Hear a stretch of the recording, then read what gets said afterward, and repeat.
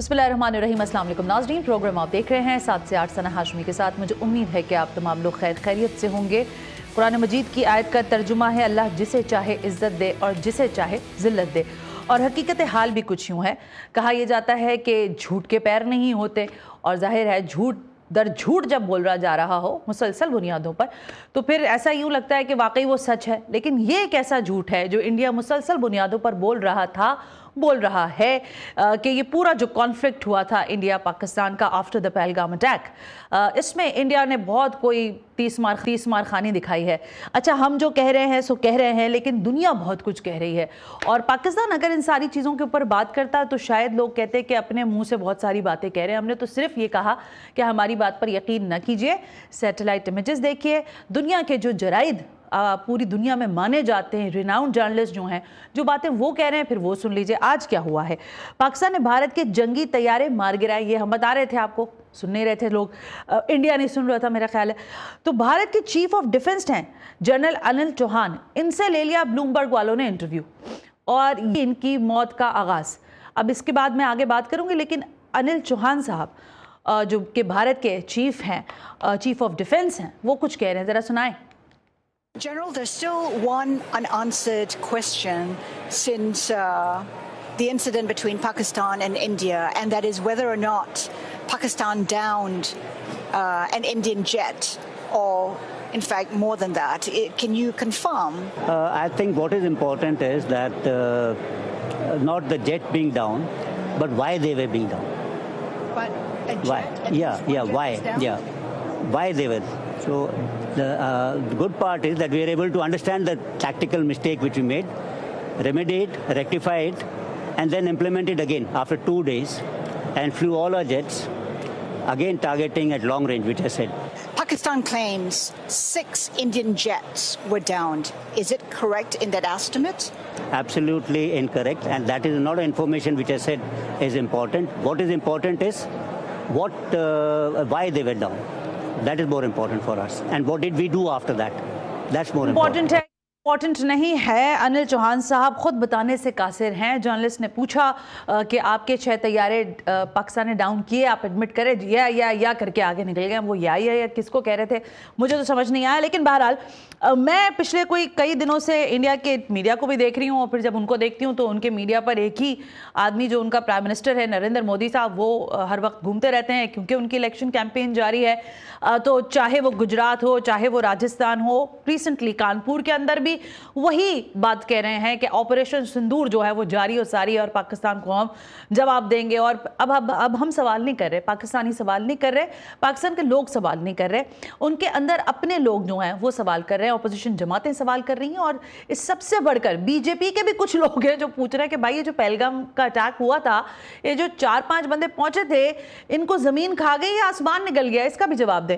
Important शख्सियात हैं पाकिस्तान की, जो इस वक्त डिप्लोमेसी का जो प्लेटफॉर्म है उसको यूज करने के जो तरीकेकार हैं, और फिर खुद इस वक्त तक की जो जग हसाई हिंदुस्तान उठा बैठा है, इसके बाद आगे फ्यूचरिस्टिक होकर क्या अप्रोच जो है वो हमें बात करनी चाहिए बहैसियत ज़ाहिर एक मजबूत रियासत के। और जिस तरह से अभी हमने पूरा एपिसोड देखा है, इसमें भी हमने एक जिम्मेदार रियासत होने का सबूत दिया। इंपॉर्टेंट शख्सियात हैं जो मुझे ज्वाइन करने जा रही हैं। सबसे पहले हमारे साथ तशरीफ फरमा है air vice marshal retired Ejaz Mahmood, via Zoom हमें वो ज्वाइन कर रहे हैं। सर आपका बहुत बहुत शुक्रिया। लेटरली मुझे ज्वाइन करेंगे फवाद चौधरी साहब, उनका भी बहुत बहुत शुक्रिया फवाद साहब का भी। मैं सबसे पहले एजाज महमूद साहब से गुफ्तगू का आगाज करना चाहूंगी। Ejaz sahab, once again sir, thank you. Ejaz sahab, ये जो आप, सर आपको मेरी आवाज आ रही है? एजाज महमूद साहब, बिल्कुल आपकी आवाज आ रही है। Alright sir. सर ये फरमाइएगा कि ये एक एडमिशन आप इसको समझते हैं, ये जो इनके chief of defence general Anil Chauhan का है कि जी मार गिराया, लेकिन ये ज़रूरी है कि मार गिराने के बाद हमने क्या किया, इसका क्या मकसद है? कि एतराफ़ है ये, या ये फिर अपनी झेप मिटा रहे हैं, या दुनिया को अभी भी झूठ बता रहे हैं? देखिए इन लोगों का मसला ये है जी सर कि ये प्रोफेशनल सोल्जर्स हैं, और वो शायद उनके तरबियत में ये चीज़ होनी चाहिए एकेडमिकली कि जो सच है सच को ही जो है बोलना है, और उसको छुपाने की कोशिश में वो बेचारे अब ना वो सच कह पा रहे हैं और झूठ बोलना नहीं चाहते। लेकिन ये वाहिद एडमिशन नहीं है जी हाँ जी। इससे पहले आप ये देखिए कि इससे पहले उनके जो ऑपरेशंस के इंचार्ज थे, उन्होंने एक प्रेस कॉन्फ्रेंस में उन्होंने इस चीज का इनडायरेक्टली एतराफ किया था कि जी जहाज तो जंग में गिरा ही करते हैं, yes sir. Words to that effect. तो ये भी इनडायरेक्ट उसकी जो है उन्होंने कबूल किया अपने लॉसेस को। जी। फिर अभी कल ही उनके जो एयर चीफ मार्शल है, उन्होंने तो बड़ी डिटेल्ड एक प्रेस कॉन्फ्रेंस की जिसमें उन्होंने अपने तमाम मसाइल बताए कि उनको किस तरह के मसाइल हैं अपने आप को जो है एक एयर वर्दी और एक कॉम्बैट रेडी एयरफोर्स रखने के लिए। और आज उनके चीफ ऑफ डिफेंस स्टाफ ने भी इस चीज का एतराफ कर लिया कि जी वो ठीक है, वो गिरे तो हैं लेकिन उसकी अहमियत नहीं है, हमने उसे गिरने के बाद हमने क्या मेजर्स ली। और ये बस वो आप समझे कि वो जिसको उर्दू में एक मुहावरा हम पढ़ा करते थे कि वो बगले झांकना, जी तो सर। ये उस किस्म की कोई सिचुएशन है जी उनकी। बिल्कुल ठीक है। मैं ज़रा एक इम्पॉर्टेंटली बात करना चाहती हूँ एजाज महमूद साहब। गो कि हमें पता है कि हमारा एयर डिफेंस सिस्टम कितना मजबूत है और दहाइयों पर मुश्तमिल ये सारी कार्रवाइयाँ हैं जिसका आज तक हम सेलिब्रेट कर रहे हैं, उन काविशों को, उन मेहनतों को। लेकिन J-35 जो है, इसके बारे में हमें तो पता है कि यहाँ पर किस तरह से प्रैक्टिस हो रहा है या उसके लिए हम मजीद उसमें जिसे कह सकते हैं परफॉर्मेंस बेस्ड काम हो रहा है। लेकिन अब आपने कल ही सुना होगा शायद, स्टेल्थ प्लान बना रहा है असलहा बनाने का इंडिया। वो चाहता है कि उसके ही मुल्क में रहकर वो प्लान हो और वो सारी चीजें स्ट्रेंथनाइज करे, यानी मुकम्मल असलहे में अपने आप को लेस करने की सलाहियत हासिल करना चाहता है। Comparison as an air vice marshal साबिक, क्या समझते हैं आप, क्या इंपॉर्टेंस है इन दोनों टेक्नोलॉजीज की सर? नहीं नहीं, देखिए मैं आपको बताऊं, पहले तो आपने एयर डिफेंस का जिक्र किया तो मैं ज़िम्नन ये अर्ज करूं कि मुझे अल्लाह ताला ने मौका दिया और मैं अपने करियर के जो आखिरी 3 साल थे उसमें मैं पाकिस्तान के एयर डिफेंस सिस्टम का ओवरऑल मैं एयर ऑफिसर कमांडिंग था। दैट्स तो राइट। मैं बड़ा प्राइड लेता हूं इस चीज में कि मैं उस शानदार ऑर्गेनाइजेशन का हिस्सा था। और आज जो लोग यूनिफॉर्म में जिन्होंने ये जंग जीती है, यस सर। वो हमारे ही पुराने कॉलीग्स हैं और वो उन्होंने हमसे बेहतर परफॉर्म किया है। अल्लाह ने उनको मौका दिया तो दुरुस्त है। उन्होंने हमसे अच्छा परफॉर्म किया। तो ठीक सर। ये एक बड़ी हमारे लिए एज वेटरन एज सीनियर हाँ। हमारे लिए ये बड़ी कंफर्टिंग चीज है। अच्छा, अब भारत का अगर आप देखिए उनका जो इंडिजिनस डेवलपमेंट का प्लान है उसका पहले हम अगर पाकिस्तान के साथ कंपेयर करें तो उन्होंने अपने लाइट कॉम्बैट एयरक्राफ्ट या बाद में तेजस का उन्होंने जो प्रोग्राम शुरू किया था हिंदुस्तान एरोनॉटिक्स बंगलोर में, हाँ। वो पाकिस्तान के जो कामरा का प्रोजेक्ट JF-17 है जी सर। उससे कहीं पहले उन्होंने शुरू किया था। अच्छा। लेकिन वो अभी तक अपनी एयरफोर्स को वो जो उन्होंने प्रॉमिस किए थे जहाज, वो अभी तक नहीं दे पाए।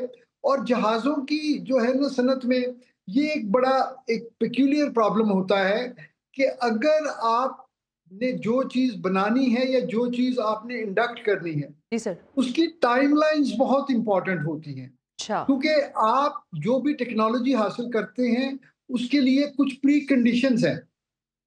वो ऑलराइट। ये हैं कि आप ये देखते हैं कि आज हम कहाँ खड़े हैं, हाँ हाँ। आज हमारा दुश्मन कहाँ खड़ा है, हम्म। आज से 5 साल के बाद, 10 साल के बाद हम अपने आप को कहाँ देखना चाहते हैं, उस वक़्त दुनिया में क्या टेक्नोलॉजीज़ होंगी और हमारे दुश्मन के पास उस वक़्त क्या टेक्नोलॉजीज़ होंगी। तो हम इन 5 से 10 सालों में ऐसी चीज़ लेना चाहते हैं जो हमें कम से कम अगले 5 से 10 सालों तक जो है अपने दुश्मन पे बरतरी दे। दुरुस्त है। तो उनके टाइमलाइंस इतनी खराब रही कि वो तो पहले जो एक सादा किस्म का फाइटर है वो नहीं बना सके। तो मेरा ख्याल है ये जो उन्होंने स्टेल्थ जहाज की बात की है, ये सिर्फ वो अपने लोगों की मोरल बूस्टिंग के लिए है। वो उसका कोई मुआवजना करना J-35 से वो मेरा ख्याल है कोई कंपैरिजन बनता नहीं है। अच्छा। क्योंकि वो तो अभी जहाज बनाने का सोच रहे हैं। हाँ। J-35 एक ऑपरेशनल जहाज है, जी PLA सर। एयरफोर्स इसको ऑपरेट कर रही है। Yes sir. पाकिस्तान की बड़ी एडवांस स्टेज पे टॉक्स इस जंग से पहले ही थी इसको इंडक्ट लेने के लिए। और अब उन्होंने रिपोर्टेडली चाइना ने इस पे एग्री कर लिया कि हम फास्ट ट्रैक पे ये डिलीवरीज देंगे। तो वो तो इंशाल्लाह जब हम लेंगे और इसको ऑपरेशनलाइज करेंगे तो भारत तो शायद अभी उस वक्त तक सिर्फ ड्राइंग बोर्ड के ऊपर ही जहाज बना रहा होगा। अच्छा, ठीक है। एजाज महमूद साहब, आपने अच्छी बात कही कि ज़ाहिर है उनके पास इतनी स्ट्रेंथ नहीं है, लेकिन ज़ाहिर है कुछ टेक्निकलिटीज़ है जिसको आम आदमी भी अब जानने की ख्वाहिशमंद है। देखिए, फ्रेंच और यूएस और ज़ाहिर है आपको पता है चाइनीज़, इनकी जानिब से जो असलहा बनाया जा रहा है वो दुनिया भर में इस्तेमाल भी हो रहा है और किया भी जा रहा है। एक बड़ी सनद है ये। अब ये लोगों के अंदर कंफ्यूजन है कि चाइनीज जो हमारे लड़ाका तैयारे रहे, जिस पे जो हमने लिए JF-17 से लेके अभी हमने 35 की भी बात कर ली है, लेकिन राफेल जो है उसकी मार्केट वैल्यू गिरी सो गिरी। लेकिन as an air vice marshal, आप क्या समझते हैं कि उसकी इंपॉर्टेंस क्या है राफेल की? क्या इनके चलाने में महारत में कमी थी, या वो खुद जो तैयारा है वो अपनी कॉम्पिटेंसी उतनी नहीं रखता सम अदर एयरक्राफ्ट? मैं आपको ऑनेस्टली बताऊं जी, as a professional soldier, yes sir. जो पाक फिजाइया ने किया या जो वो कर सकते थे, ये लोगों के लिए जाहिर है ये कोई बहुत बड़ा एक मिरेकुलस परफॉर्मेंस होगी। मेरे लिए जाती तौर पे ये कोई अनहोनी बात नहीं थी, अच्छा। क्योंकि हम तो ट्रेंड इस तरह होते हैं।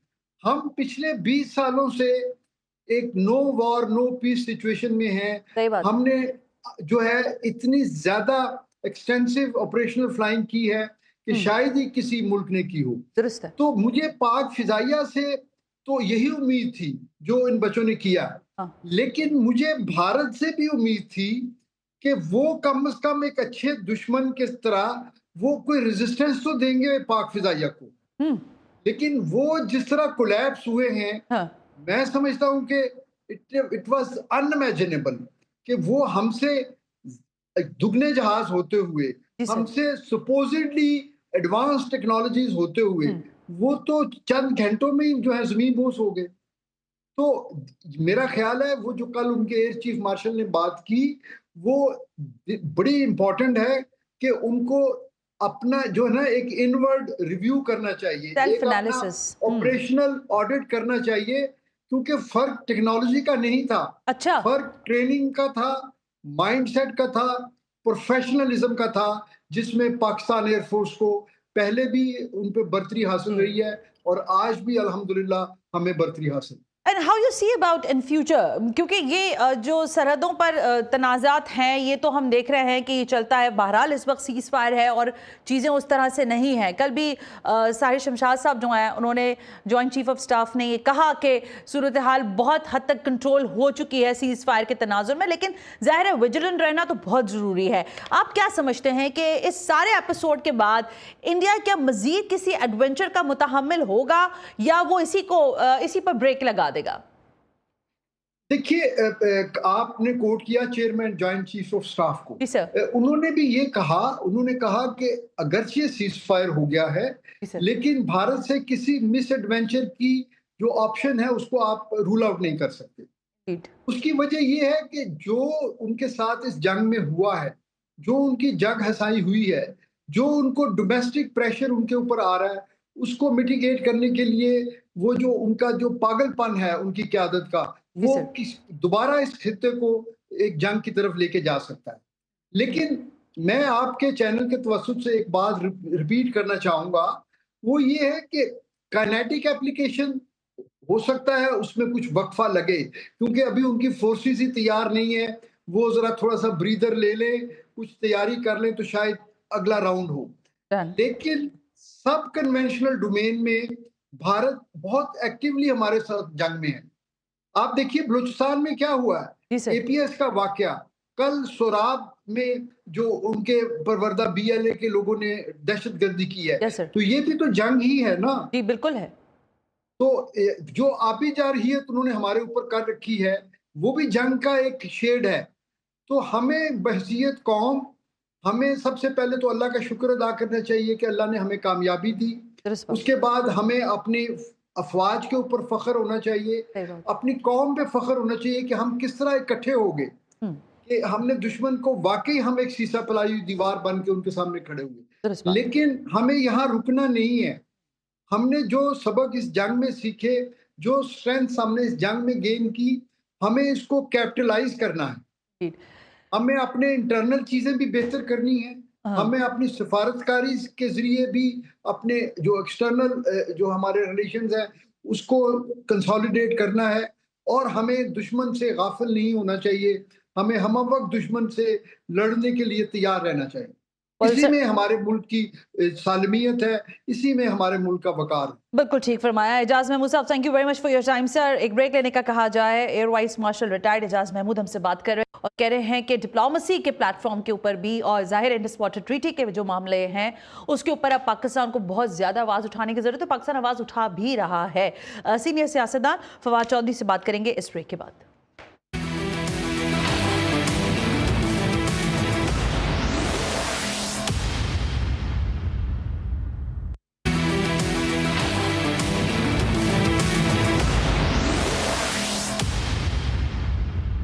वेलकम बैक नाज़रीन, हम ब्रेक पर थे। फवाद चौधरी ने मुझे ज्वाइन कर लिया। फवाद साहब, थैंक यू वेरी मच। अस्सलाम वालेकुम सर, आवाज़ आ रही है आपको? अस्सलाम वालेकुम फवाद साहब।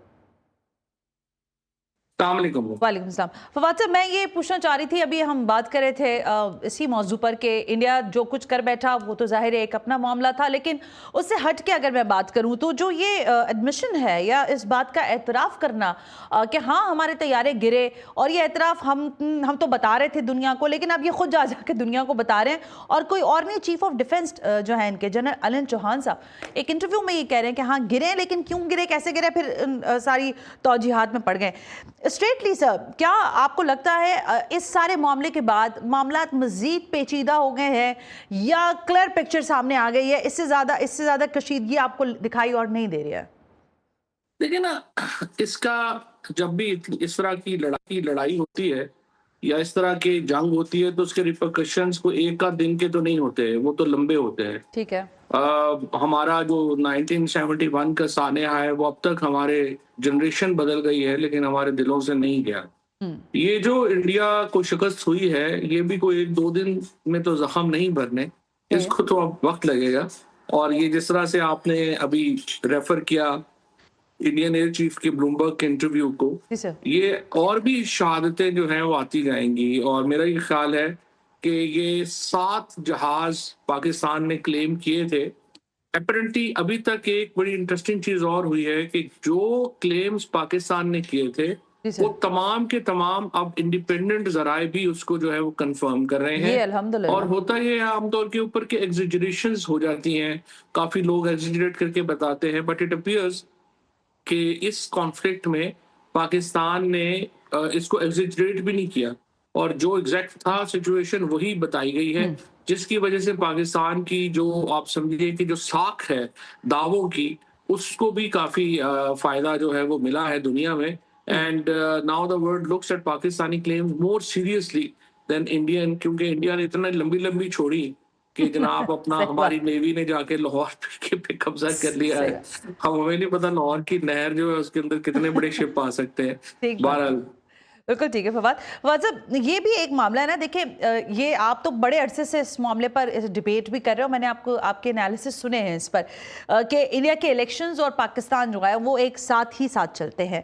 अभी मैं कुछ तकरीरों का तस्करा कर रही थी, कानपुर की तकरीर है, राजस्थान की भी है, फिर गुजरात की रिसेंट जो उनकी जन्म स्थान है मोदी का, वहाँ पर भी खड़े हो के ये बार बार गर्दान करना कि ऑपरेशन संदूर जारी है। तो मेरा सवाल सादा ये है कि ये जो मोदी का साइकोपैथ कहूँ मैं इनको क्या कहूँ, लेकिन आपको क्या लगता है ये नफसियातीपन जो है ये इलेक्शन तक जारी रहेगा या इसके बाद ये बदलेगा कुछ? देखिए, इंसान जो है ना वो बुनियादी तौर के ऊपर तो समझता है कि अगर अल्टीमेट पावर हो तो सबको ही तबाह कर दूं। तो नरेंद्र मोदी का भी ख्यालात को इससे मुख्तलिफ नहीं है, वो भी चाहता यही है कि मुझे इतना कंट्रोल मिल जाए कि मैं हर चीज को उड़ा दूं, लेकिन ऐसा होता नहीं है। सही बात है। और जो सबसे बड़ी ताकत है वो तो ज़ाहिर है अल्लाह की ज़ात है। यहाँ पर भी उनको बड़ी सुबकी का सामना करना पड़ा है। और अब ये जो तकरीरें आप देख रही हैं ये बुनियादी तौर के ऊपर तो सिर्फ पॉलिटिकल पॉइंट स्कोरिंग है। क्योंकि अगर आपने कल साहिर मिर्जा साहब जो chairman joint chiefs of staff हैं पाकिस्तान के, उन्होंने ये बताया है रॉयटर्स को कि जो सरहदों के ऊपर जो फौज जो थी वो तो उसकी तादाद को कम किया जा रहा है, और अब हम जो हालत अमन में जिस तरह से होती हैं फौजों की जो तादाद होती है हम उसकी तरफ बढ़ रहे हैं।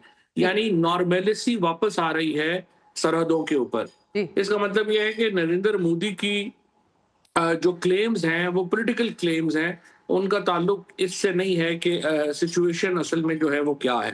ठीक बात। और इस वक्त उनको दो बड़े मसाइल का सामना है। एक तो इंटरनेशनल आइसोलेशन है। आप देख रहे हैं कि प्रेसिडेंट ट्रंप ने तो बाकायदा छितर ही हाथ में उठा लिया है कि जो ही कोई नरेंद्र मोदी की बात आती है तो वो जो है वो अपनी एक बात कर देते हैं और वो तकरीर के बाद नरेंद्र मोदी का सारा इम्पैक्ट जो है वो फारग हो जाता है। उसके साथ साथ जो उन्हें उम्मीद थी कि वेस्ट से सपोर्ट मिलेगी वो नहीं मिली। हाँ। जो इनको उम्मीद थी कि हम सऊदी अरेबिया जो है वो $100 बिलियन लगाएगा तो वो पता नहीं हमें क्या मिलेगी, वो उनको नहीं मिली, सपोर्ट नहीं मिली।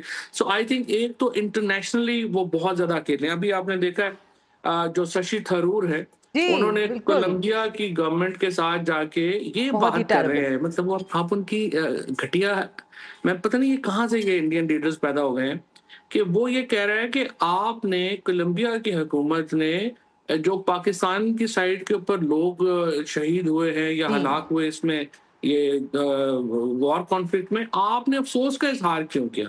नाउ कैन यू बिलीव हाँ। That this kind of people कि अगर लोग जहां पे शहीद हो जंग में, इनोसेंट 14-14 साल के बच्चे तो शहीद हुए, तो अगर कोलंबियन गवर्नमेंट ने तो सोचा होगा कि किस तरह के लोग जो है वो इन्होंने भेज दिए हैं, जो कि बिल्कुल इनसेन है।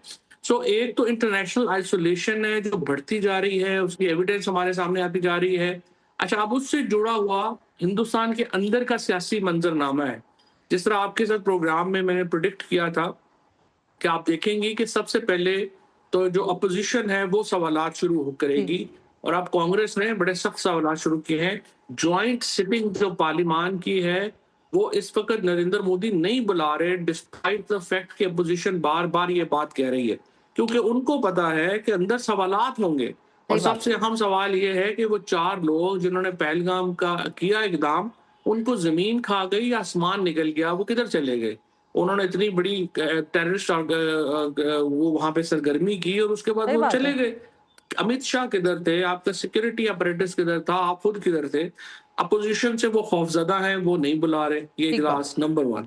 नंबर 2, उसके बाद जो अगला मामला है वो ये है कि अब आप देखेंगे कि उनके जो कोलिशन पार्टनर्स हैं, नीतीश कुमार हैं, चंद्रबाबू नायडू हैं, ये लोग भी अब इनके ऊपर जो है वो सवाल उठाएंगे। और तीसरे मरहले में आप देखेंगे कि बीजेपी के अंदर जो एक दरारें हैं वो बढ़ती जाएंगी, और नरेंद्र मोदी की जो मुखालिफ कैंप है अच्छा। वो कहेगा कि आपने मुल्क का भी बड़ा गलत किया है, आपने बीजेपी का भी बड़ा गलत किया है, लिहाजा आप जो है वो घर से जाएं, यहाँ से जाएं, हुकूमत से घर चले जाएं। मेरी नज़र में नेक्स्ट 8 to 12 मंथ जो है ये आखिरी साल है नरेंद्र मोदी की पॉलिटिक्स। इंटरेस्टिंग एनालिसिस फवाद, लेकिन मैं ज़रा डिफरेंट एक सवाल करना चाह रही हूँ। आप कह रहे हैं कि शायद आखिरी आपको साल लग रहा हो, लेकिन कहने वाले और लिखने वाले लिख रहे हैं कि ये शायद एक्सीड करेगा और ये आगे भी जाएगा मामला। मेरे सवाल ये है कि आपको मुझसे ज़्यादा बेहतर इस बारे में पता है कि पाकिस्तान में जो मामलात हैं इंडिया की जानिब से दहशतगर्दी के, वो सबके सामने हैं, लेकिन खुद इंडिया के अंदर जो अलहदगी पसंद तहरीकें हैं, अभी जैसे छत्तीसगढ़ के बारे में आ रहा है, रिपोर्ट हो रहा है, पाकिस्तान में भी हो रहा है, और वहाँ पर भी रिपोर्टिंग कर रहे हैं कुछ लोग कि वहाँ पर जो हमारे मसीही भाई हैं उनकी ज़िंदगी तंग कर दी गई है। ज़ाहिर आपको पता है वहाँ पर मुसलमानों के साथ बहुत बुरा रवैया है, फिर सिखों के साथ जबर और जुल्म किया जाता है। लेकिन इस सब के बाद जो बहुत ख़तरनाक चीज़ है वो ये कहते हैं कि हम सारे लोगों को हिंदू बनाएंगे, श्री राम के नारे लगवाएंगे, और जब तक ये नहीं होगा उनका वो जो बजरंग दल जो उनके गुंडे हैं वो ये सारी कार्रवाइयों में मुलव्विस हैं। तो क्या आपको लगता है कि हिंदुस्तान के अंदर पनपने वाली जो अलहदगी पसंद तहरीकें हैं उनको भी इस सब में कोई तक़वियत मिल रही है? देखिए ज़रा, अनफॉर्चुनेटली पाकिस्तान, हिंदुस्तान, बांग्लादेश, इन तमाम जगहों के ऊपर इस तरह के एक्सट्रीमिस्ट ग्रुप्स जो हैं वो मौजूद हैं, और वो अनफॉर्चुनेटली इस तरह की हरकतें करते हैं।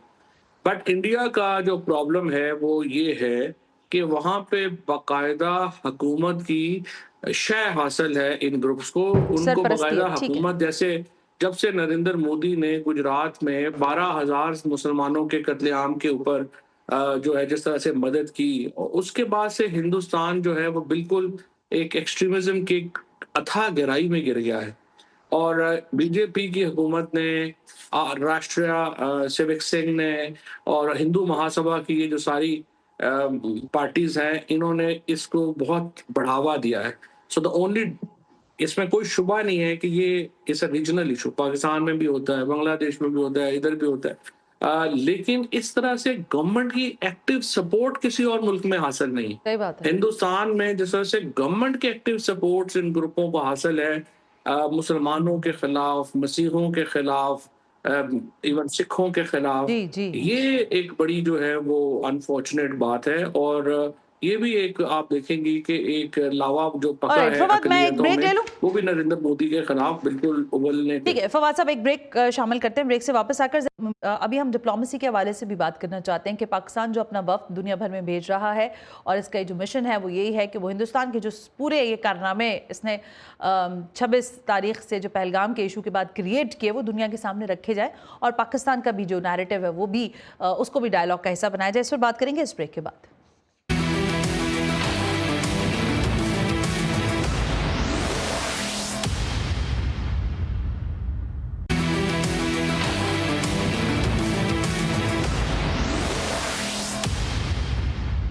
वेलकम बैक नाज़रीन, हम ब्रेक पर थे। फवाद चौधरी मेरे साथ ही मौजूद हैं। फवाद साहब, ज़रा मैं कुछ डिप्लोमेसी के वाले से आपसे बात करना चाह रही थी। आपके इल्म में होगा कि शरीर रहमान है, हिना रब्बानी खर हैं, पूरा एक पाकिस्तान का डिप्लोमेसी के लिए दुनिया भर में एक मिशन है जो कि जा रहा है। दीगर कमेटी के इसमें अरकान भी शामिल हैं, लेकिन बिलावल भुट्टो साहब के हवाले से इत्तलात यही हैं कि वो शायद कल रवाना होंगे। मैं ये जानना चाह रही हूँ आपको कितनी इम्पोर्टेंस लगती है इस पूरी चीज़ की, इस कमेटी का दुनिया भर में जाना, इन लोगों का हिंदुस्तान के हवाले से पूरा एक जो उसका रवैया है वो दुनिया को दिखाना, और फिर खुद पाकिस्तान के लिए इसमें आपको क्या रास्ते नजर आते हैं? डेलीगेशन बड़ा अच्छा है, लेकिन again I want to remind you कि जंग से पहले जब हमारी बात हो रही थी टीवी पे, मैं कह रहा था कि हमें तो उसी वक्त डेलीगेशन भेजने सही चाहिए है। और जो वहां पे जाके जो है वो पाकिस्तान का मौक़िफ़ दे सकें। इस डेलीगेशन का जो फैसला है भेजने का, ये बहुत अच्छा फैसला है। ठीक है। जो शहबाज शरीफ साहब हैं और जनरल आसिम मुनीर साहब जो गए उन मुल्कों में जिन्होंने हमारा साथ दिया था, उनका शुक्रिया अदा किया, वो भी बहुत जबरदस्त स्ट्रेटजी थी, बड़ी कमेंडेबल स्ट्रेटजी थी। ठीक है। आई थिंक ये बहुत अच्छा जो है इन्होंने इसको हैंडल किया है। सिर्फ एक दो सजेशंस मेरी हैं जिनको अगर हुकूमत गौर करे। एक तो ये जो हमारा डेलीगेशन है इसमें कोई अकलियती लोग शामिल नहीं है, जो मैंने लिस्ट देखी है। We should include a Christian, Hindu and Sikh हमारे डेलीगेशन में, ताकि उसके अंदर एक डाइवर्सिटी हो, नंबर 1। नंबर 2 ये है कि आपने अपोजिशन का कोई बंदा इसमें नहीं डाला। अगर आपको बाकी कोई चले कोई नहीं पसंद, तो आप बैरिस्टर मोहम्मद अली सैफ जो हुकूमत के मेंबर हैं, मेरा ख्याल है मैंने सुना था डॉक्टर निसार जट साहब जो है उनका नाम आ रहा था, मेरा ख्याल है। जी फवाद साहब, अगर हो जाए नसार जट का हो जाए बड़ा अच्छा, बट मेरे जाती ख्याल में बैरिस्टर मोहम्मद अली सैफ को डालना चाहिए, बिकॉज सैफ जो है उनका एक तो बहुत is a very knowledgeable guy, number 1। Number 2 ये है कि उनको जो वर्ल्ड अफेयर्स है, इंटरनेशनल डिप्लोमेसी के ऊपर उसकी बहुत उनकी बड़ी ग्रिप है, मेरा जाती ख्याल है। बट इसके अलावा भी अगर इसमें मुशाहिद हुसैन साहब जैसे लोग जो समझते हैं उन लोगों को डाला जा सके तो बड़ा अच्छा होगा। तीसरा, इसमें देखें जो एक चीज जो हम मिस कर रहे हैं वो है जो मुस्लिम ममालिक को हमने नहीं भेज रहे। देखिए सबसे इम्पोर्टेंट बात यह है कि मुस्लिम ममालिक को भेजना इसलिए जरूरी है कि उनको नहीं पता RSS क्या है, उनको नहीं पता कि हिंदू महासभा क्या है। हमारे पाकिस्तान से जो दुश्मनी है हिंदू इस वक्त बीजेपी और नरेंद्र मोदी की, वो इसलिए है कि हम मुसलमान हैं। देखिए उनका पाकिस्तान, ये जेनेसिस जो है पाकिस्तान की मुखालफत का, वो इसलिए है कि हिंदू महासभा मुसलमानों को खत्म करना चाहती है। And this is very important aspect कि इनकी हिस्ट्री, इनकी फिलॉसफी, इनका जो तमाम सोच है वो मुस्लिम ममालिक की जो जराए अबलाग हैं, जो पार्लियामेंटेरियंस हैं, जो इम्पोर्टेंट वॉइसेस हैं मुस्लिम दुनिया में, जो पॉलिसी तय करती है, उनको पता हो कि ये क्या है।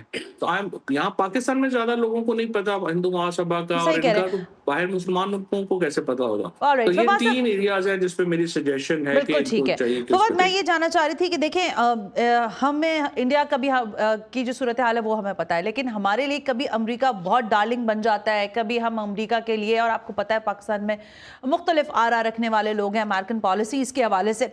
लेकिन इस सारे कॉन्फ्लिक्ट के बाद, इंडिया पाकिस्तान कॉन्फ्लिक्ट जो हुआ, उसके बाद आपको क्या लगता है कि पाक अमेरिका के लिए कोई नया पाथ आपको नजर आ रहा है, कोई नई राहें हैं, या फिर ये भी एक वो कहते हैं ना कि एक धुआं सा उठा, फिर उसमें सभी लोगों ने बहुत कुछ हासिल किया, कुछ ने हासिल किया, कुछ ने नहीं किया? आपको क्या लगता है कि ये कोई शेडो ही है या फिर एक कोई कॉन्क्रीट लेवल पर पाकिस्तान और अमेरिका के माबैन रवाबित बढ़ सकते हैं मुस्तकबिल में?